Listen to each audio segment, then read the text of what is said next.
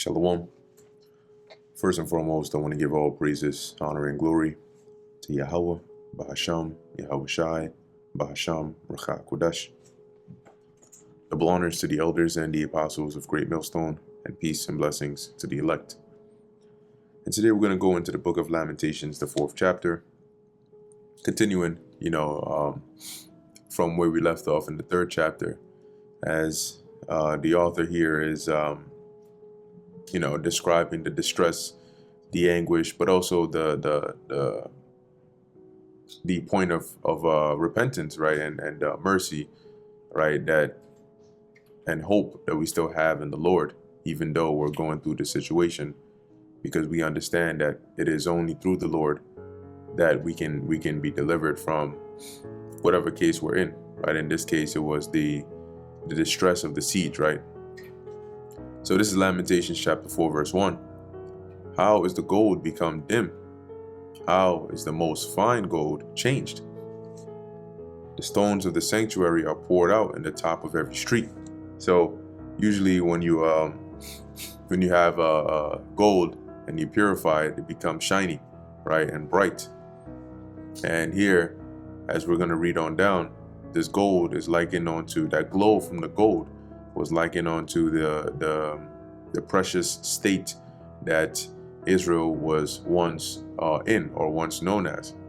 And now, due to this situation, this event here, it is now the opposite, right? So as it says here, the stones of the sanctuary are poured out in the top of every street. Now, stones, you don't pour stones, right? This is just a way of saying, like, as we were besieged, right? When they finally broke through the siege, they destroyed the walls, they broke down the temple. So you pretty much had the temple being broken down, and the blocks, the materials that it was made of, just scattered all around, like destruction.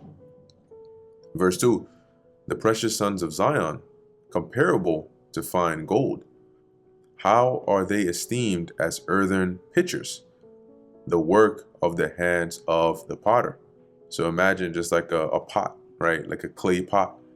The value between gold and a clay pot is drastically different, right? It's a great difference between the two. And so as he's saying here, he's likening the fall of Israel here in this case to where at one point we were likened onto fine gold, right? That's how valuable and precious we were. And now we're our people at this point in time were looked at pretty much, like you would look at a clay pot and compared to gold. So it pretty much brought down, to a very low state. The work of the hands of the potter. Even the sea monsters draw out the breast. They give suck to their young ones, right? So, like when today, even for example, right, drawing out the breast, when you have a mother gave birth to a child, how does she feed the child? At least how is she supposed to? She whips out her breast, and then the child sucks on it and gets the milk, and it gives them the proper nutrients that they need to grow, to continue to develop their brain, their bones, everything, right? So here he's saying even the sea monsters, right? Even the creatures, the animals, give suck to their young ones, right? They feed their children. However, the daughter of my people has become cruel. And here he's mainly talking about the women, okay, of Israel. And he's saying they've become cruel like the ostriches in the wilderness, in particular because of this difficult, hard situation that they were put in, to where it was so, times are so bad that it changed, the delicate women to become cruel. And as we keep on reading down, we'll see why he says that. But then he compares the women right here to ostriches, right? Why say that they are cruel like the ostriches in the wilderness? So let's go real quick to the book of Job, chapter 39, let's start up at verse 12. It says here, wilt thou believe him, that he will bring home thy seed and gather it into thy barn? Now, when you actually go up a bit, it's talking about the unicorn, right? Which we know, the physical animal, right, is likened onto, a variation of a ram, right, that just has the long horn in the center instead of like the two horns that bend. Okay, but it also represents the twofold meaning, right? It also represents the internet now. But anyway, verse 13. Gavest thou the goodly wings unto the peacocks, or wings and feathers unto the ostrich, which leaveth her eggs in the earth, and warmeth them in dust, and forgetteth that the foot may crush them, or that the wild beast may break them?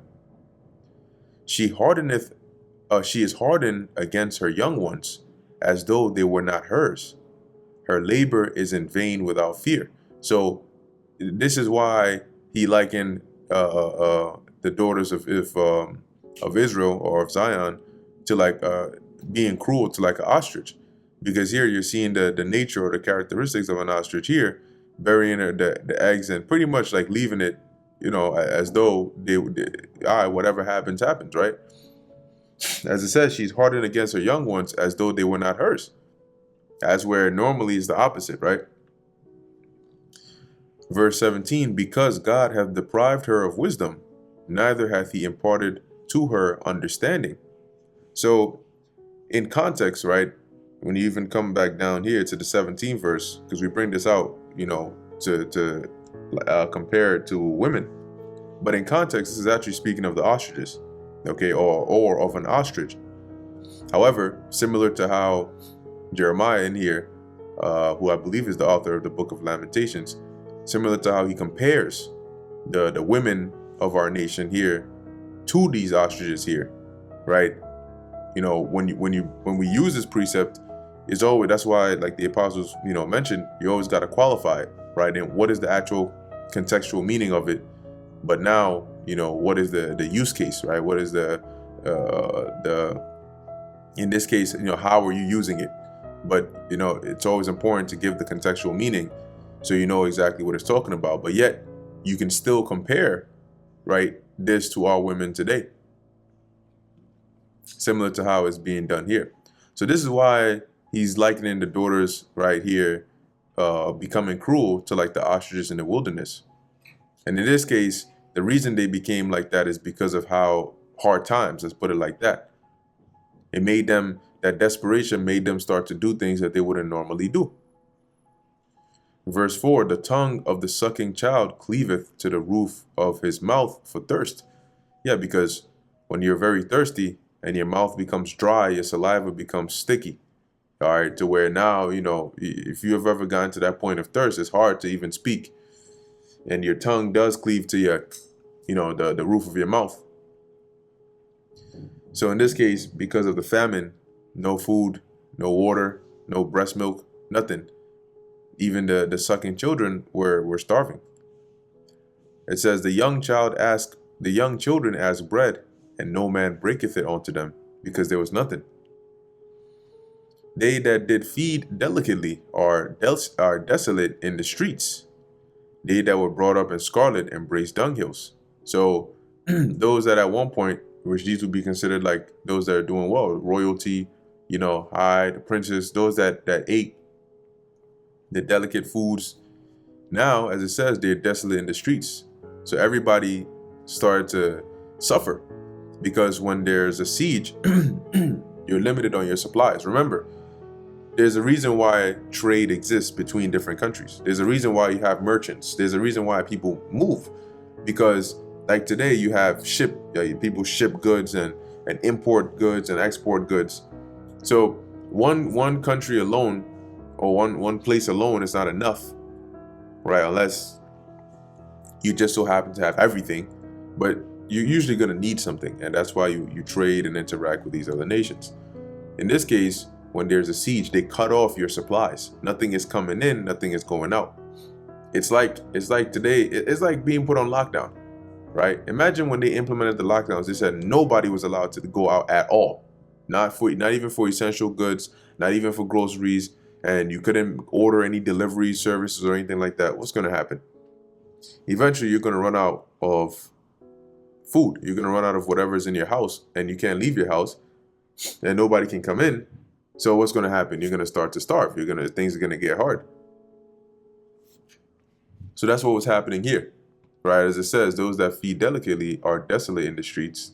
They that were brought up in scarlet embrace dunghills. Now the scarlet is mentioned because it was I guess you could say a symbol or representation of wealth, because scarlet, meaning like the scarlet clothing or garments or whatnot, that scarlet, the dye that was used to make those garments was very, very, very expensive. Okay, so only those that could actually afford it would be those that would wear it. So as it's highlighting here again, right? Those that were brought up in scarlet now embrace dunghills, because it's gotten so bad that even those that were rich, that were well, that were doing good, are now, pretty much at the bottom, right? And dunghills were usually areas where you would like put garbage or burn it or stuff like that. Verse 6, for the punishment of the iniquity of the daughter of my people is greater than the punishment of the sin of Sodom. So the judgment the Lord brought upon us as a result of the wickedness that our people were doing is worse than what he did to Sodom and Gomorrah. That's what's being said here. That was overthrown as in a moment, and no hands stayed on her. So with Sodom and Gomorrah, it was destroyed, but it was like that. With this one, it was like a long, drawn-out siege that really, really, inflicted misery and agony upon people, like a slow death. Verse 7, her Nazarites were purer than snow. This is talking about Israel, right? And these verses here are not literal, okay? It's poetic, it's metaphorical. But as it says, her Nazarites were purer than snow. They were whiter than milk. They were more ruddy in body than rubies. Their polishing was of sapphire. And when you go into that word ruddy, they'll try to make it as like red, because when you look at a ruby, it is like red. But obviously, people are not actually red, right? This is like a hue of brown. Okay, like you have people that do have a reddish brown complexion here. But like I mentioned, it's not actually literal, right? They're not redder than rubies, and they're not actually whiter than milk. Okay. But this was just metaphorical here. Now in this verse, in the 7th verse here, when it says that, it is highlighting the how well off our people were prior to this situation. That's why he's saying that they're purer than snow, they're whiter than milk, they're more ruddy than rubies, they're polished. The comparison here, these are good. Verse 8, however, their visage is blacker than a coal. And when you go into that word visage, it goes into appearance. So now they went from being white, being pure, to now being blacker than coal. They are not known in the streets. Their skin cleaveth to their bones. When your skin cleaves to your bones, it means you're looking like this. Let's look up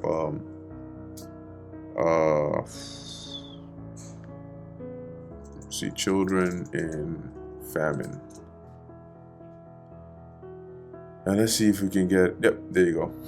So I didn't even need to do much, but this is an example of skin cleaving to your bones, because you have your bones, of course, you have, your tendons, your muscle fibers and all of that, tissues, and they're all in between, right? You have the lowest layer, then the layers above, then the layers above, and then your skin on the outer layer. When you don't get food to eat and your body needs to get energy, it goes through your fat reserves, eventually to your muscles, your tissues, and as it's doing all of this, you're getting skinnier and skinnier and skinnier. So this is an example of their skin cleaving to their bones. It's like literally stuck onto their bones because they don't have anything to eat. So as it says here, their skin cleaveth to their bones. It is withered. It is become like a stick. So as you could see somebody's arm, right? For example, if you look at this lady, you can see her arm, right? But when you look at this kid, you can see his arm. So it is withered, right? It is, what do we just read? It has become like a stick, small, skinny, fragile. Verse 9, they that be slain with the sword are better than they that be slain with hunger. For these pine away, stricken through for want of the fruits of the fields. Meaning, if you were to die with a sword, with a weapon, you either get your head cut off, get stabbed in a vital organ, something along those lines. It's better than to die of hunger, not having food to eat, because if you die by the sword, it's quicker, right? So you don't really suffer for long. But if you're starving to death, then, as he says, they pine away, stricken through for want of the fruits of the field. So it's a slow, painful process of being hungry and hungrier and hungrier and weaker, and all these other symptoms come along with it, because you're so hungry and you have nothing to eat or drink. So it's an agonizing way to be taken out. The hands of the pitiful women have sodden their own children, meaning they when you sodden, you pretty much like boil it, right? So what do they do here? They killed their children and ate them. That's cannibalism. Okay. And it says pitiful because this is the sad case that they were put in, to where they were so desperate, so hungry, that they resorted to cooking and eating their own children. They were their meat in the destruction of the daughter of my people. Okay, and here in this case, it's talking about the nation, really the southern kingdom at this point, predominantly, right? Because he still had some of the northern kingdom, a few sprinkled in there. But as you can see, it says they were their meat, meaning their food, in the destruction of the daughter of my people. So during the siege, as there was no food to eat, eventually it got so bad that women started, killing and cooking their children and eating them. And there's a pretty vivid account of that in the book of Josephus that happened during the siege of Jerusalem. Verse 11, and you really have to be in a very, very desperate and crazed state to do that, because the Lord made it so human flesh does not smell appetizing at all, whether cooked or boiled or fried or whatever. It does not smell appetizing because it's not meant to be eaten. When you fry chicken or lamb or beef, the scent is good and it makes you hungry. You start salivating, and all of that. That's not the case with human flesh. So in order for you to still be able to go through with that and eat it at the end, imagine what state they had to be in. That's why it mentions them being pitiful. Verse 11, the Lord Yahweh hath accomplished his fury. He hath poured out his fierce anger, and hath kindled a fire in Zion, and it hath devoured the foundations thereof. So this all happened because the Lord was angry. And here it says he has accomplished his fury, meaning that the wrath the Lord had by witnessing the wickedness that was going on in the land, he has now accomplished or fulfilled that or appeased that in this moment via this judgment that he brought upon our people. He hath poured out his fierce anger and kindled a fire in Zion, both metaphorically and literally, right? That fire representing like his rage, but also literally by the hands of our enemies. They actually lit fires and burnt down, buildings and cities and even people, right? And it hath devoured the foundations thereof. The whole point as to why we needed to rebuild the temple and the walls was because of this.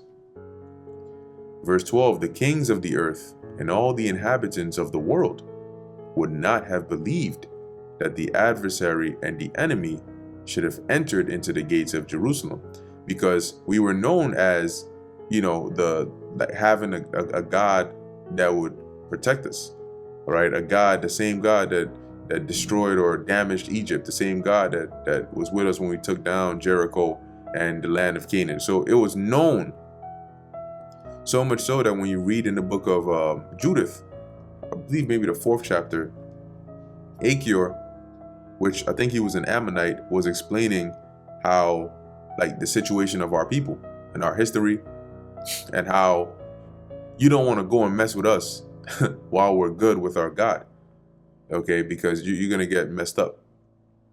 It's only when our God we're separated and he's upset at us that we are basically vulnerable for the taking. So here, it's like a shock to say, what? These people? How? What happened? How is it possible that you would have a nation actually be able to go up in there and take them down like that? Because of the history or the reputation of the things we did via our God. Verse 13, for the sins of her prophets and the iniquities of her priests that have shed the blood of the just in the midst of her. Now, it's not necessarily that the priests and the prophets were like actually going around physically just stabbing people up, but they caused people to be put to death. Okay, whether it's in misleading them or it's in how do you say unrighteous decrees for anybody that didn't want to adhere to whatever it is they were teaching, because of these false prophets and these priests. They got so corrupted that they were just taking advantage of the people, right? And just working for their own gain. So you can imagine what would happen to anybody that would speak against them. Even Jeremiah, for example, who was cast into they put him in the stocks, and that's not a light thing. You can look up stocks and see what it'd be like. When you sit down for like 2 hours straight, you got to stand up and stretch. Well, when you're in the stocks, you don't get that ability to do so. You're stuck in the same position for hours. Verse 14, they have wandered as blind men in the streets.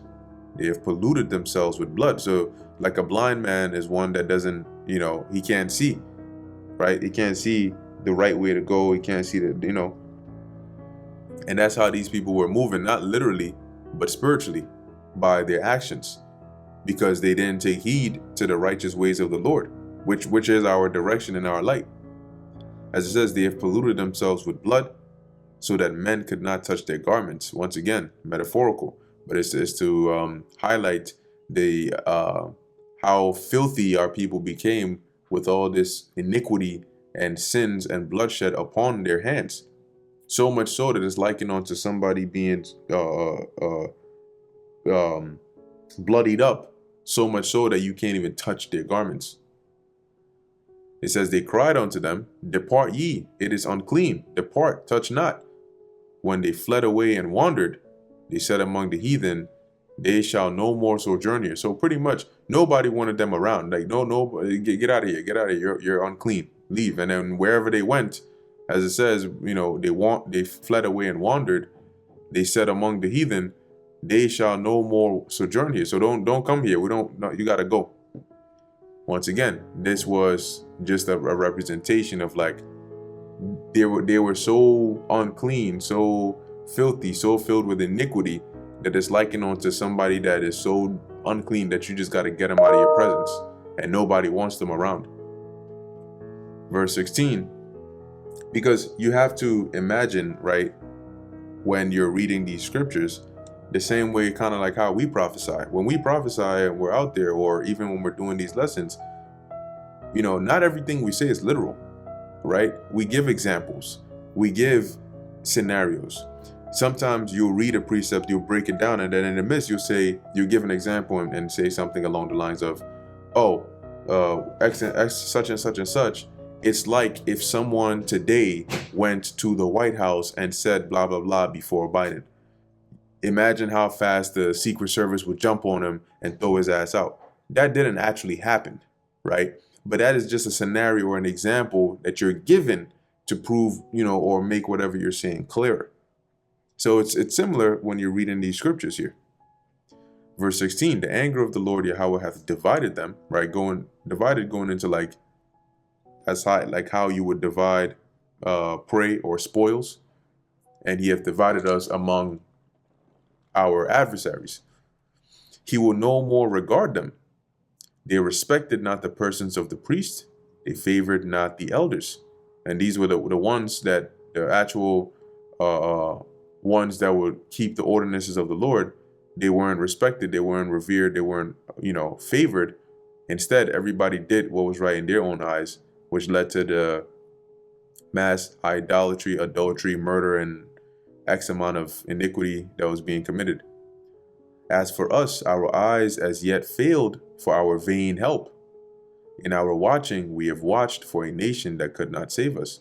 So pretty much there was no hope, right? No nation, not Egypt, no nation came and was able to come to our aid during this time. Verse 18, they hunt our steps, dealing with the Babylonians here in this case, or just call them, it was that our adversaries, right? They hunt our steps. We cannot go in our streets. Our end is near. Our days are fulfilled, for our end is come. And that's what happened, right? When in a siege, you have the enemies that are right out there. And depending on how many layers of defense or walls you have, if they break through the first, now they're in the inner. Then they either scale the walls, or they break through with like their battering rams and so on, and they keep on making their way inner and inner and inner. And so the inhabitants need to start going inner and inner and inner, right? Because the enemies are now closing in on them, as they would say. It says here, our persecutors are swifter than the eagles of heaven or of the heaven. They have pursued us upon the mountains. They laid wait for us in the wilderness. So there was no escape. And Zedekiah tried it, and he got caught, right? So whether you try to flee through the back, through the front, you try to go this way, they had troops everywhere. Verse 20, the breath of our nostrils, the anointed of the Lord, was taken in their pits, of whom we said, under his shadow we shall live among the heathen. And this is referring to the king, right? Here it says, so the anointed of the Lord is the king. And as it says, the breath of our nostrils, he's pretty much being likened onto like the life, right, of the nation here.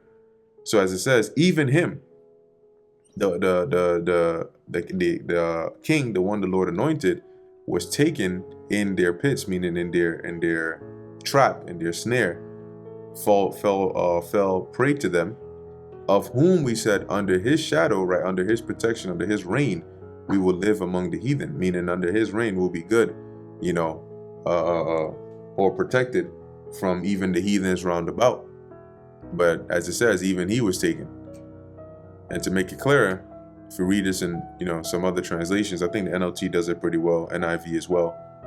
It says, our king, the Lord's anointed, the very life of our nation, was caught in their snares. We had thought that his shadow would protect us against any nation on earth, but it didn't, because they were going off, king included. Verse 21, rejoice and be glad, O daughter of Edom, that dwellest in the land of Uz. Now, when you look up the land of Uz, it's like south of Judah, I think more southeast. See, land of Uz, Bible map. Okay, this isn't too bad. So there you go. So you can see they put it somewhere around here. You got Edom over here, and then you have, this is the Gaza Strip, right? And then you have, I think this is the Jordan, or somewhere around here. If you zoom in a bit, you have the Sea of Galilee up north, then the Jordan River that's flowing through, and then the Dead Sea, and so on. So Edom, right, which was down around this region, as you can see, they also place us roughly around here. So it's not entirely like 100%, but they place them around this region here, based on what we know in the scriptures. But as it says here, rejoice and be glad, O daughter of Edom, thou that dwellest in the land of Uz. The cup also shall pass through unto thee. So go ahead and rejoice now, because that judgment is also going to come to you. And the cup represents judgment, as it says, shall pass through unto thee.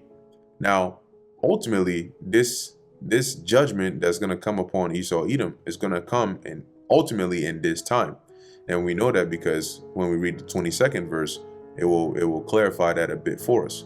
Though the Edomites at the time when this was actually taking place, helped the Babylonians against us, right?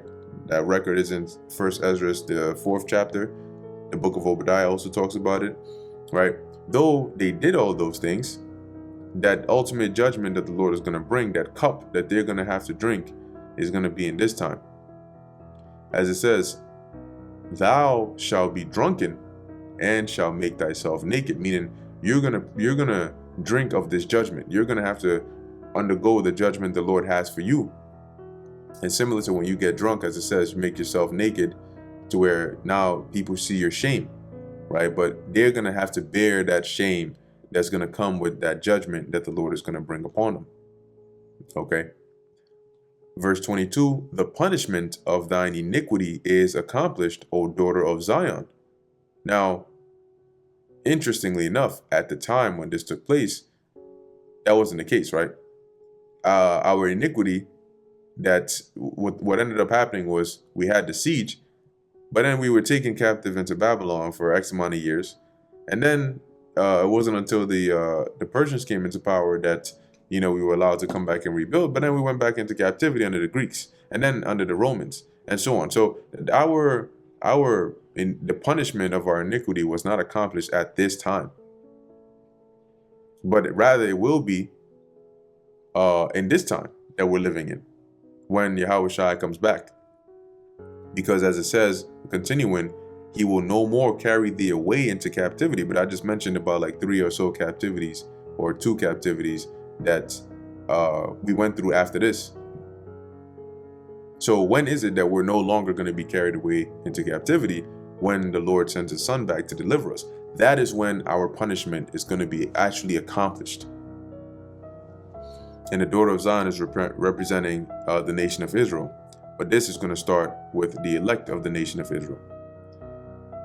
He will visit thine iniquity, O daughter of Edom, which represents the Edomites.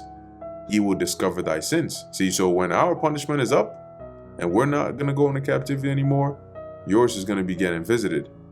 And your sins are going to be getting brought out and discovered and exposed. And then that judgment is going to come upon them.